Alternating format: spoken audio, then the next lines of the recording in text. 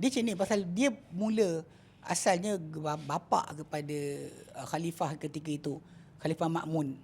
Khalifah Ma'mun. Al-Ma'mun. Al-Ma'mun ni dia anak pada Harun Ar-Rasyid.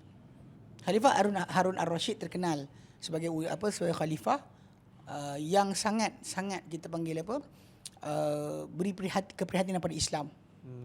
Dia pernah Imam Syafi'i pernah jumpa dia. Hampir-hampir Imam Syafi'i nak kena hukum dengan dia, tapi Imam Syafi'i berjaya buat penjelasan. Dia suka Imam Syafi'i rahimahullah. So bapa dia Harun Ar-Rasyid terkenal sebagai sebagai khalifah Abbasiyah yang sangat prihatin terhadap agama. Okay, anak dia ni Ma'mun ni dia belajar dengan salah seorang dia panggil Abu Hudzail Al-Allaf, antara guru anak murid dia ni yang sebenarnya antara ketua Mu'tazilah. So bila anak-anak raja, ni masalah anak raja ni, bila belajar Oxford ke kan, jadi dia macam itulah. Sama macam kita, kalau zaman kita sekarang ni, kalau anak raja pergi ke Oxford, jadi bila balik jadi sultan ke, jadi raja ke, jadi agung dan sebagainya, kadang-kadang fahaman situlah. Kadang-kadang ada sikit terkesan. Mungkin dia boleh baiki, mungkin dengan keadaan berbeza akan bertukar, wallahu alam. Tapi bila tidak pengajian dia atau pembelajaran dia dalam bentuk yang kita panggil kepada arah agama, dan kadang-kadang ada efek lah, ada kesan. Kadang-kadang dari segi masalah liberal ke, pemikiran dan sebagainya, benda tu akan jadi. Kita tak boleh elak. So jadi macam tu juga lah bila Harun Ar-Rasyid, anak dia belajar dengan Abu Hudzail Al-Allaf tadi, yang antara dikatakan sebagai ketua atau kepala kepada golongan Mu'tazilah zaman berkenaan. So anak dia ni, Ma'mun ni, dia jadi khalifah, dia terus dah ada idea dia ketika tu, lepas belajar guru dia ajar Quran tu, dia kata makhluk. Jadi start situlah Imam Ahmad bin Hanbal ada masalah sebab struggle dia adalah kerana bila dia tak setuju untuk mengatakan kalimah tersebut. Betul. Dan khalifah ketika itu dah aplikasikan untuk semua orang kena cakap macam ni. Siapa Blanket tak cakap, rule. Blanket rule. Uish. Semua orang kena cakap. Siapa tak cakap dia akan hukum. Dia macam ada kes baru-baru nak berlaku dekat negara ni sikit-sikit. Memang samalah. Memang sama. Kalau dia kata bila kalau kata mufti kita akan bercakap kata hanya aliran ini saja yang betul, yang tak betul, maka itu akan menjadi masalah lah pada masa akan datang. Walaupun kita secara peribadi apa-apa fahaman atau ajaran atau manhaj yang membiakkan ajaran sesat, contoh tarikat sesat ataupun amalan bid'ah ataupun kita panggil ketaksuban kepada guru dan sebagainya yang tak betul, kita kata benda ni tak patut kita jadikan dia sebagai base bagi binaan negara kita. Pasal ini kita masalah bila soalan dia apa yang ditimbulkan sekarang. Apa yang dibuat oleh, contoh macam katakanlah mufti dia kata semua tak betul kecuali kami je. Kecuali apa pegangan kami. Tengok soalan pegangan dia tu bawa ke mana? Adakah bawa kepada membaiki ataupun membetulkan masyarakat daripada fahaman salah, ataupun memang bawa orang untuk buat lagi teruk? Pasal kita kena tengok mana fahaman ajaran yang mengembang biakkan ajaran sesat. Itu soalan kita tanya. Kalau dia kata setakat dia kata benda tersebut, words dia kata macam ni mungkinlah ada mujassimah lah, menjisimkan Tuhan lah. Ayat words tadi cakap tapi tak ada base. Yang sekarang ni kita ada base, memang berlaku dalam masyarakat kita pengembangan ajaran contoh tarikat sesat, amalan bid'ah, kepercayaan khurafat, basuh kereta untuk selamat dan sebagainya kan. Benda ni hanya muncul dengan ajaran-ajaran atau faham-fahaman yang kita kata kadang-kadang dah dipegang oleh masyarakat kita dengan tempoh yang lama. Betul. So kenapa nak kena promosikan macam tu? Jadi macam kes yang balik pada kes Imam Ahmad tadi, memang ketika tu Ma'mun kira khalifah ketika itu menggantikan bapa dia start perintahkan orang mesti cakap. Dia tak nak check and balance lah kan. Dia kan check and balance. Dia realiti macam ni, pemerintah patut bersama-sama kebenaran. Betul. Dengan dalil, bukan berdasar kepada opinion dia sendiri. Kalau dia kata dari masalah tadi, Khalifah Ma'mun, dia rasakan dia betul. By opinion lah. By opinion. Tapi by dalil tak ada. Sebab tu tajuk yang kenapa kita muncul struggle ataupun kita panggil mihnah dan tribulasi berlaku pada Imam Ahmad bin Hanbal, dan mengangkat nama dia. Mengangkat nama dia sebagai seorang ulama yang tegas yang tidak akan beranjak daripada apa yang daripada Quran dan Sunnah. Dan kita kata gelaran ahli sunnah ni, dekat situlah kita nampak kedudukan dia. Atas dasar dia mempertahankan akan akidah yang sebenar. Betul. Sebab bila dia kata tak nak cakap apa yang contoh Quran makhluk. Sebab dia kata bagi aku Quran, bagi aku sunnah. Aku cakap.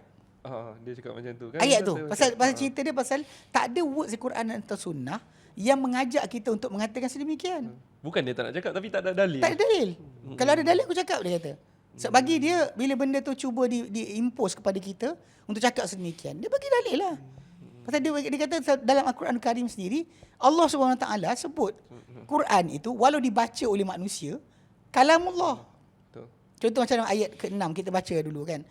Surah Taubah ayat ke-6. Allah katakan, wa in ahadun minal musyrikin astajaraka. Jika ada siapa di kalangan orang musyrik minta perlindungan dengan engkau. Minta perlindungan, dia nak dibunuh, minta perlindungan, tolong selamatkan aku daripada orang bunuh aku. Fa'ajirhu, lindunglah dia. Hatta yasma'a kalam Allah, sampai dia dapat dengar kalam Allah. Ambil peluang, lindung dia dan gunakan peluang tadi untuk bagi dia dengar kalam Allah. Soalan, kalam Allah tadi dia dengar Allah Ta'ala bercakap kat dia ke? Mesti dibacakan oleh orang-orang beriman kepada mereka, kepada orang yang kita lindungi tadi. Sampai mereka dengar kalam Allah. Thumma ablighu ma'manah, dan sampaikanlah dia kepada tempat selamat dia. Itu sebab mereka adalah orang-orang yang tak mengetahui. So jadi Allah Ta'ala suruh kita lindung dan suruh dia sampai dengar kalam Allah. Soalan, siapa baca? Tak dibincangkan pun masalah makhluk ke tidak. Dan jadi bila benda ni timbul, perbahasan timbul, jadi Imam Ahmad bin Hanbal, ayat dia keluar ketika zaman Ma'mun ni adalah, bagi aku kitab, bagi aku sunnah, aku cakap. Sampai kena torture, sampai suruh. Itu tajuk dia punya extend lah. Dia punya daripada situ mendarat kepada khalifah berikutnya Mu'tasim. Kemudian daripada Mu'tasim Wathiq. Tapi Wathiq pengakhiran penamat dekat Wathiq. Yang mana kita kata benda tu, kita kata antara perkara yang berkaitan Imam Ahmad bin Hanbal. Dia sebenarnya yang menghentikan. Banyak orang delusional. Saya tak faham kenapa bila ada orang kata Asy'ariyah lah yang berjaya menghentikan fitnah Quran makhluk. Padahal Abu Hasan Al-Asy'ari lahir 260. Tang bila dia jadi pelopor dalam perkara ni. Sebab Imam Ahmad bin Hanbal mati 241. Dan penghentian fitnah Quran makhluk ni berlaku pada zaman dia. Imam Ahmad bin Hanbal pada zaman khalifah yang ketiga tu, Wathiq, 3 khalifah bertukar. Khalifah ketiga tu yang bila mana dia kata suruh Imam bin Hanbal debat dengan Ahmad bin Abi Duat, mana daripada menteri ataupun mufti kerajaan ketika itu. Imam bin Hanbal kata dia tak layak untuk debat dengan aku. Lepas tu kawan tu kata debat juga. Bila debat juga, Imam bin Hanbal kata, aku tanya kau soalan. Dia kata, tanya, benda kau cakap ni, dia kata, Nabi tahu, sahabat tahu tak? Ahmad bin Abi Duat, dia cakap dengan jujur, tak tahu. So memang Nabi tak pernah ajar pun kata betul. Quran makhluk. Sahabat tak pernah ajar kata Quran makhluk. Jadi macam mana kau boleh ajak manusia bercakap pada benda yang Nabi tak tahu, sahabat tak tahu? Okey. Sorry. Rephrase the question. Ulang balik question. Jadi Imam bin Hanbal pun kata, okey, aku tanya soalan kali kedua. Okey, sekali lagi. Dia nak jawab kali kedua lah. Okey. Adakah benda yang kau ajak ni Nabi tahu, sahabat tahu? So jadi dia kata tahu. Saya cakap tak tahu. Okay, ni dia nak selamatkan diri lah. Ni kita kata tengok dengan siapa kita bercakap, tukar ayat. Ni macam kita kata hari tu lah kan, bila bincangan tentang apa, dialog Asy'ariyah. Begitulah cerita dia. Tukar ayat, bila kita tengok jawapan kita tak kena, tukar balik. Okay. So dia kata, tahu. So Imam Abi Hanbal tanya, pernah tak Nabi ajak? Kalau Nabi tahu, pernah tak Nabi ajak? Sahabat ajak kepada kata-kata korang ni? Tak ada. Pun tak ada. Ajakan tak pernah diajak. Jadi Imam Abi Hanbal kata, macam mana tak boleh luas pada korang untuk diam, benda mereka luas untuk diam. Mana Nabi tak cakap, sahabat tak cakap, kenapa kau tak boleh diam juga, tak cakap macam diorang tak cakap?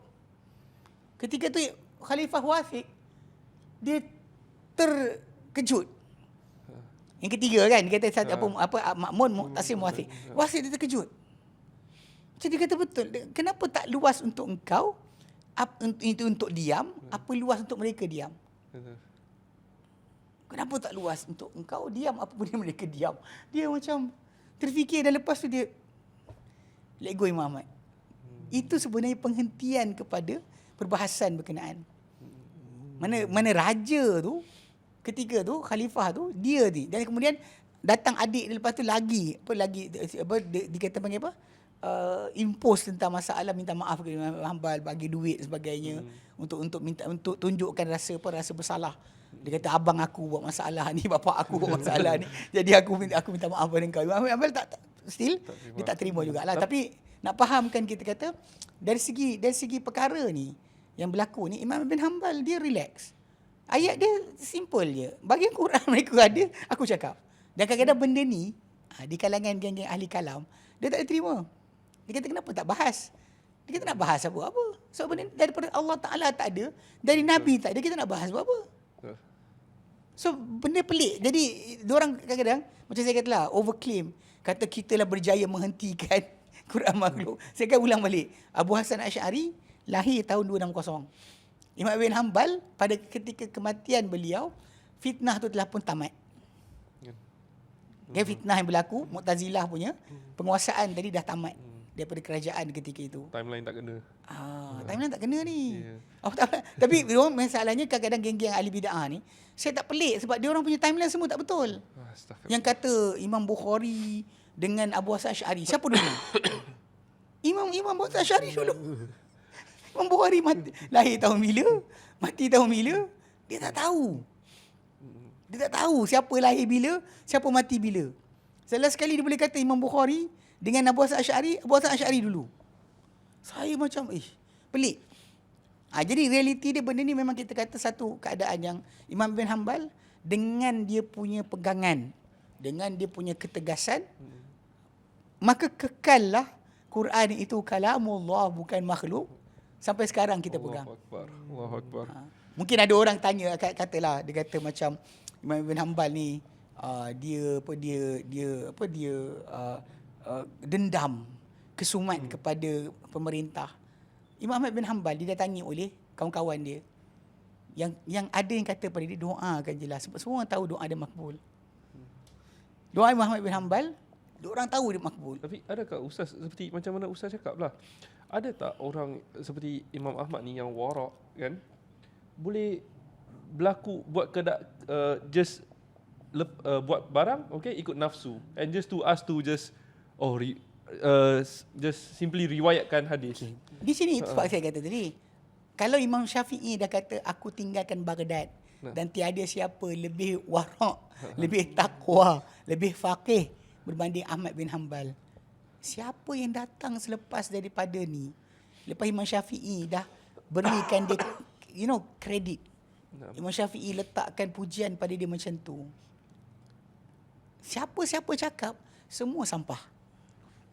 Anybody say anything about Imam Ahmad bin Hanbal, tak jujur ke ataupun berdendam ke, semua kita ada riwayat. Imam bin Hanbal bila diminta oleh kawan-kawan, dia kata doakan je lah pada khalifah ni. Tahu dia kata apa? Dia kata khalifah yang ada ni keturunan Nabi, sebab Bani Abbas. Bila sebut Abbasiyah, mana Bani Abbas bin Abdul Muttalib, mana daripada keluarga Nabi. Jadi kata aku tak nak doa, dia kata, ke atas mereka. Aku harap Allah Taala ampunkan mereka dan sebagainya. Dia cakap tu. Dia cakap macam tu. Dan dia harap, dia kata dia tak doakan ke atas khalifah-khalifah yang seksa dia, supaya dapat syafaat Nabi pada hari kiamat nanti. Kalau kita lihat macam tu sendiri pun, kawan-kawan dia pergi sarankan dia untuk buat benda berkenaan, tapi dia tak nak doakan. Kenapa? Tak nak doakan sebab dia kata diorang ni keluarga Nabi. Sebab tu kalau dia kata, ada orang kata macam Syiah tak sesayang macam ni Muhammad bin Hanbal sayang keluarga Nabi SAW. Dia boleh kata kalau nak doa, boleh doa. Betul. Actually pasal diorang tahu, pasal saranan untuk suruh doa ni, kawan-kawan dia kata doakan je lah. Kena seksa setiap hari, kena sebat setiap hari. And there's no view kan, orang yang exactly. Okay, dia di aliyah anaya. Doa dia orang tahu makbul, tapi dia tak pakai pun untuk buat demikian. Macam mana boleh ada orang kata dia dendam kesumat kepada kerajaan pada zaman berkenaan? Seriously, ini benda-benda yang kita claim yang too much.